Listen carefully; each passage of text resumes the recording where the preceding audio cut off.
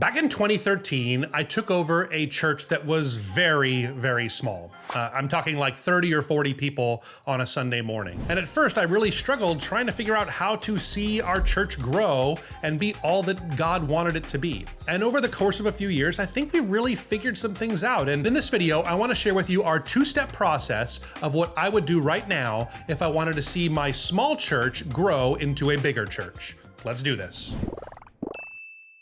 Well, hey guys, I'm Thomas here from Reach Right, and I want to start by saying I have been in your shoes. And that's assuming you're watching this video because you saw the title and maybe you are a leader or you're a part of a smaller church and you just want God's best for your church. You want to see your church grow. I want to break down a few things that I learned over the years and things that we've actually helped thousands of churches walk through here at Reach Right to help turn your smaller church into one that is bigger by implementing a few strategies. And I'm going to break it down to two primary things that we need to do. But before we get into those two, let me start off by saying that I understand that no matter what we do not have the power to make our church any bigger.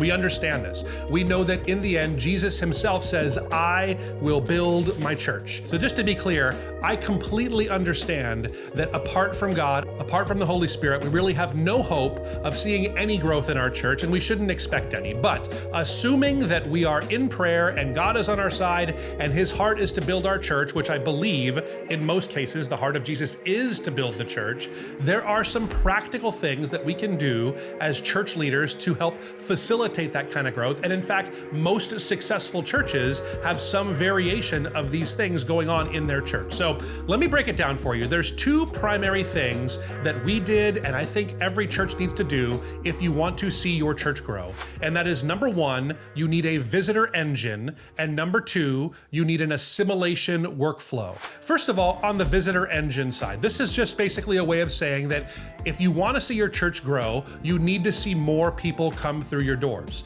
I've heard many churches speculate that maybe they have more of a backdoor problem and that they're losing too many people. And in my experience, I found that that's actually the opposite.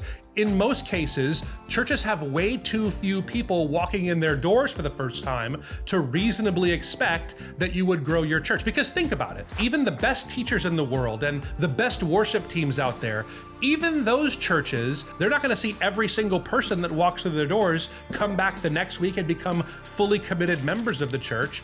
In reality, I think if you get 20% of people that visit your church to come back for a following week and then become members of your church, that is an enormous win. And in fact, I've seen churches with usually much smaller rates actually see growth in their church. So if you want to see your church grow by, say, 100 people this year, at 20%, that would mean you'd need 500 eligible people who live in your community walk through your doors as first-time visitors this year to see that kind of growth. If you're not seeing those numbers of visitors, chances are you have a problem with your visitor engine, let's call it. So here's some things that I would do. Let me get this out here first. There's lots of different ways that you can see more visitors at your church. And I'm not here to tell you that one's right or one's wrong. I just want to share with you some of the things that we see working for churches more than anything else right now. And obviously one of the best ways, and we won't spend too much time on this, is personal evangelism. You want to equip the people of your church to be ready to invite their friends, their family, their neighbors,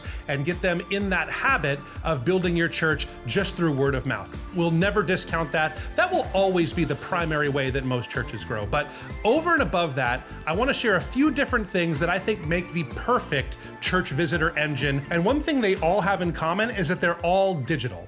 And it actually starts with your church website. Here's the mistake that I see so many churches make when they're struggling to grow. Their church website is made primarily for the members of their church and not for the people that are not yet members of their church. I'm not all about seeker-sensitive churches, but I'm absolutely about seeker-sensitive websites. Because the reality is, your church members aren't getting on your site to read your about statement every single week. But every single week, new visitors or people that are considering visiting your church, they're getting on your site, and if we're not engaging them in the first few seconds on your site, you'll never even know that they had considered visiting your church. So take the time first and foremost to take a hard look at your website. Is it focused on someone who's not yet a part of our church? Does the language we use on the site communicate what we're actually all about, or is it more internal language that you'd have to be a member to understand? Is the design appealing and does it immediately grab people's attention? If I was on here with my family, would there be people on the site that looked like me and made me feel comfortable? These are some of the things you want to consider in your website. Once you've taken a hard look at your website and making sure that it's dialed in for visitors, your next step in your church visitor engine is to take advantage of the $10,000 a month Google grant. And if you don't know about this, let me give you the short of it. Google actually gives a grant that nonprofits are eligible for, and yes, that includes churches, that's worth $10,000 every single month to spend on ads on their platform. Now, this is a huge opportunity. It's really a no-brainer. You need to claim this. I will give you a word of warning. It can be kind of hard to manage the $10,000 a month and actually spend that. In fact, we actually took a look at all of our customers here at ReachRight, those that used the Google grant, before they came to ReachRight and were trying to manage it on their own. They were only spending an average of a little over $47 a month of Google's $10,000 a month that they were eligible for. So there is a little bit of a learning curve.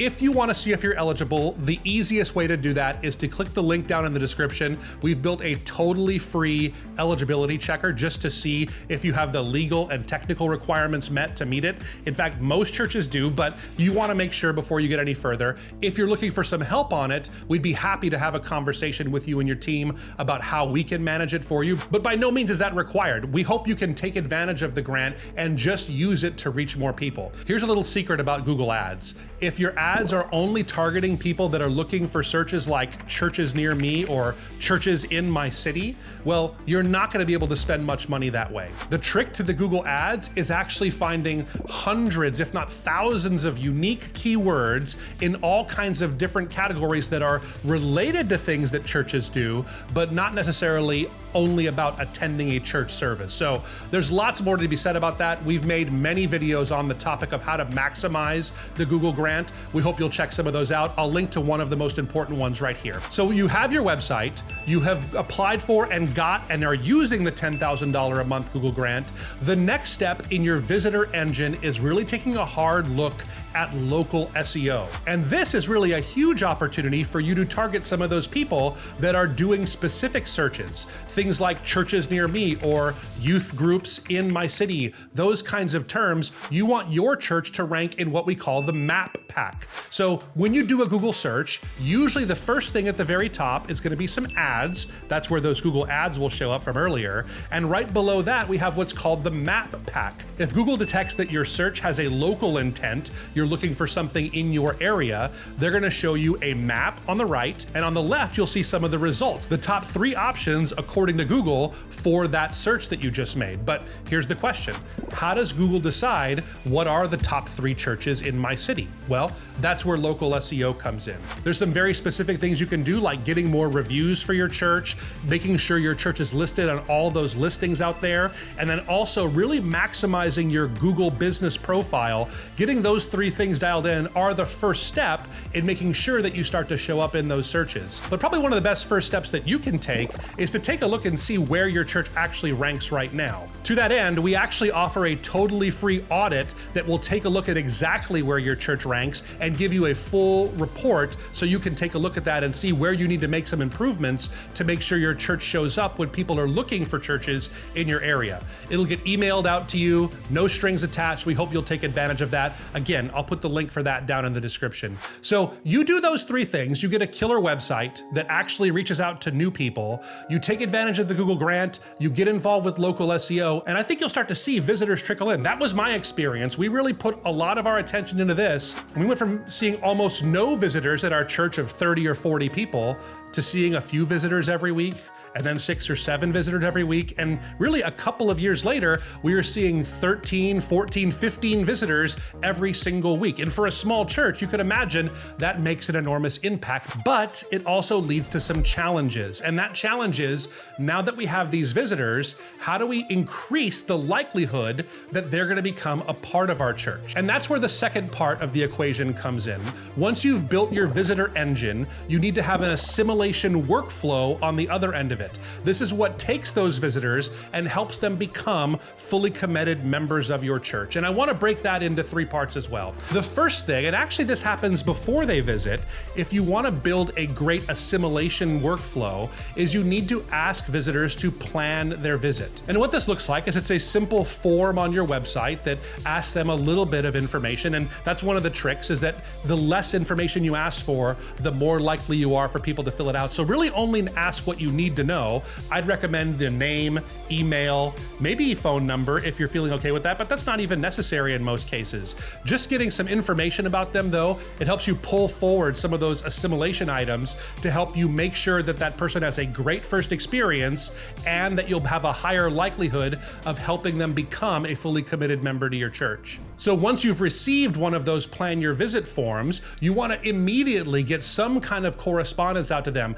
telling them, hey, I'm really looking forward to visiting with you. Another tip that we've learned about these plan your visit pages is you want to make sure you give the visitor a promise, give them an incentive of what they get for filling out that form. For the vast majority of us, you don't have to pre-register to visit a church. Anybody can come at any time. And people kind of know that. So you need to give them some kind of a reason to fill it out. So typically it's things like, we'll show you around, we'll have a gift for you, we'll make sure we'll have a seat for you, not too far in the front, not too far in the back, but just right. Some of these kinds of things help people feel much more comfortable about actually showing up on a Sunday. And here's the other thing, make sure you tell them that you'll be looking for them on Sunday, because that really ups the odds that they're gonna actually make the leap and actually show up. If you're not doing some of this pre-communication before someone shows up on a Sunday, we found that you really reduce your odds of someone actually visiting on a Sunday, even when they said they're planning on it.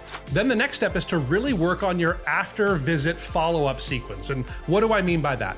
This is your series of communication that you are gonna put out there that you're gonna systematize and make sure that every time you have a visitor at your church, you're gonna follow this exact process to make sure that they have the highest odds of them becoming a part of your church. I'm not saying that you cannot let the Holy Spirit intercede and take other steps and go over and above, but this system would be kind of the minimum of what we will do for everybody that walks in our doors. Think about it this way. Every visitor to your church is actually like a gift from God. It is a gift from Him that they are there with you at your church. And so we need to treat it as a gift and really be responsible, because we will be held accountable for what we did with each one of these gifts that God has given us. You think about your visitors that way and it'll really change your perspective. So here's what I recommend when it comes to the visitor follow-up sequence when someone has visited your church for the first time. First of all, right away, you want to get some kind of communication out to them. I'm talking the sooner the better. If it's Sunday afternoon, that's best. If it has to be Monday, that's okay too. This is really great if it can be some kind of a text message, and even if it seems appropriate, a personal call, but have some kind of immediate interaction with them. And then on top of that, you want to build an email sequence that operates all by itself. Even without you doing anything, you put in someone's contact information and the email sequence takes over. It'll probably send them 2 or 3 emails the week after they visited for the first time, and then maybe 1 email per week for the next few weeks, all of those pointing to 2 primary goals. The first one is to get them to come back for another service, because if they don't come back to a second service, it's gonna be hard for them to become full members of your church.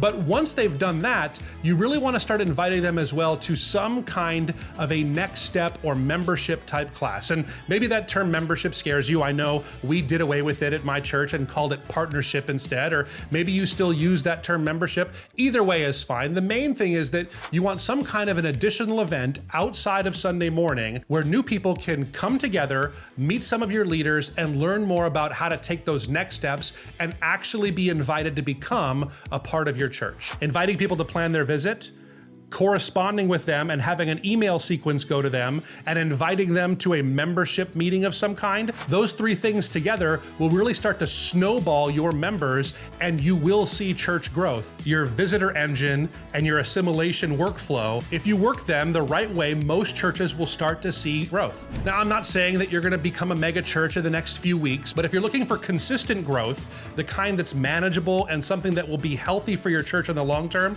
we've seen this method to work time and time again. I hope this has been helpful for you. If it has, it would mean a lot to me if you would hit that subscribe button down below. We mentioned a ton of resources in this video, so all of those will be down in the description. We also have a few videos we're gonna link to right here on the screen. I hope it's been helpful. We'll catch you next time.